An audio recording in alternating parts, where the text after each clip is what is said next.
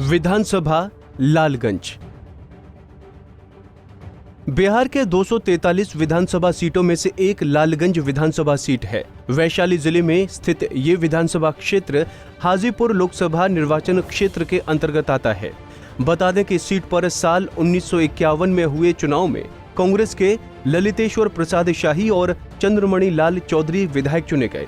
इसके बाद 1957 में भी कांग्रेस का ही कब्जा रहा और ललितेश्वर प्रसाद शाही चुनाव जीते।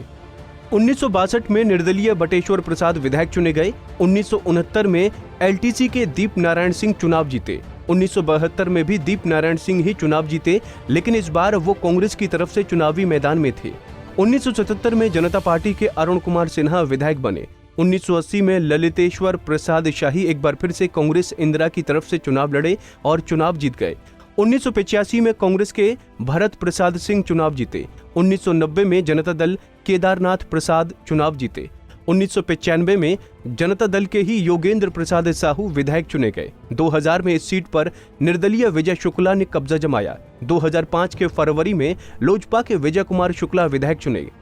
2005 के अक्टूबर में भी विजय कुमार शुक्ला ही चुनाव जीते, लेकिन इस बार वो जनता दल यूनाइटेड की तरफ से चुनावी मैदान में थे।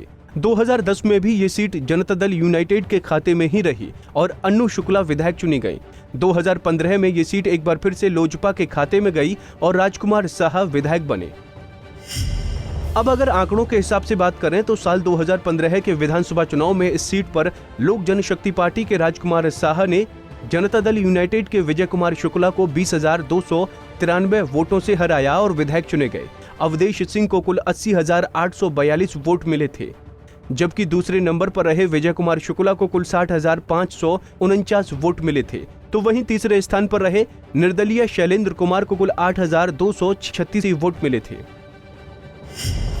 वहीं 2010 में हुए विधानसभा चुनाव के परिणामों पर नजर डालें तो इस सीट पर जनता दल यूनाइटेड के अन्नू शुक्ला ने निर्दलीय राजकुमार साहा को 24,145 वोटों से हराया और विधायक चुने गए।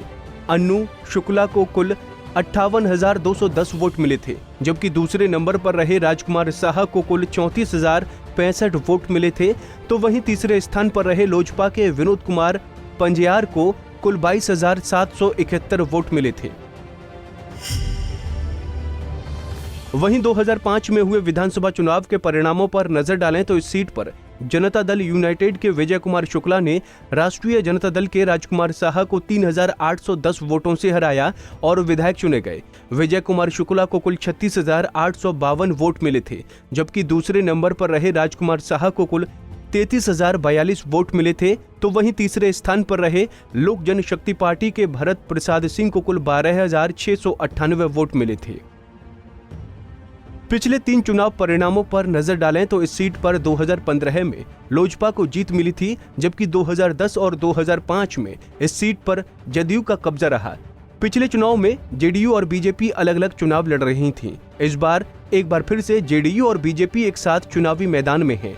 ऐसे में इसका फायदा निश्चित रूप से एनडीए को मिलेगा, लेकिन इस बार एनडीए के लिए नुकसान ये है कि एलजेपी गठबंधन में नहीं है। इतना ही नहीं, इस बार चुनाव में कई गठबंधन भी मौजूद हैं। ऐसे में किस पार्टी को जीत मिलेगी ये कह पाना काफी मुश्किल है। Bureau report, Punjab Kesari TV.